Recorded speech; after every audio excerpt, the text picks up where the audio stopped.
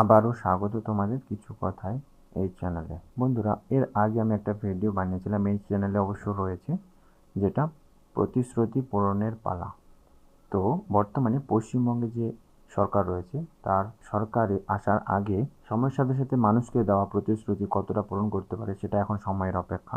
Of the people, by the people, for the people, এই যে মন্ত্রটি রয়েছে, এই মন্ত্রের সূত্র ধরে সব দেশের নেতা নেত্রীগুলি যদি সঠিকভাবে কাজ করে যেত, প্রত্যেকটা দেশ খুবই উন্নতি করত। সময়ের সাথে সাথে পশ্চিমবঙ্গের সরকার কতগুলো প্রতিশ্রুতি পালন করতে পারে।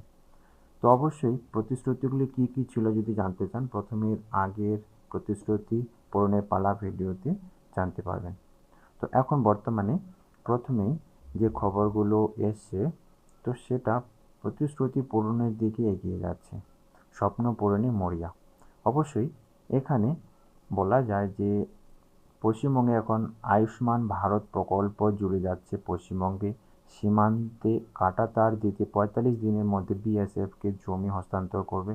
সাথে সরকারি চাকরিতে আবেদনের বয়সসীমা আরও ৫ বছর বৃদ্ধি। জন্য কল্যাণমুখী যে প্রকল্পগুলি চালু ছিল এর আগের সরকারের, সেই সব প্রকল্পগুলি চালিয়ে যাবে নতুন সরকার। সরকারের যে বিভিন্ন প্রকল্প সুযোগ সুবিধা বন্ধ করে দেবে কিনা, এসব যে প্রশ্ন ছিল মানুষের মনে, তো সেটা স্পষ্টই হলো যে নাম বদলে গেলেও তৃণমূল সরকারের যে কোনো প্রকল্প বাতিলের সম্ভাবনা আপাতত নেই।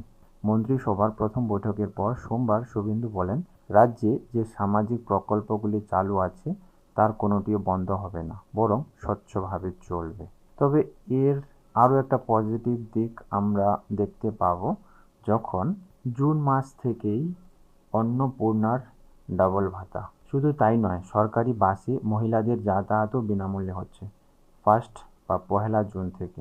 সময়ের সাথে সাথে এখন দেখা যাক এখন আরও কতগুলো প্রতিশ্রুতি পূরণ হয়, সাথে সেটা কতটা কার্যকর হয়। তবে এই চ্যানেলের সাথে যুক্ত থাকুন, চ্যানেলটিকে সাবস্ক্রাইব করে বেল আইকনটিকেও প্রেস করে রাখবেন।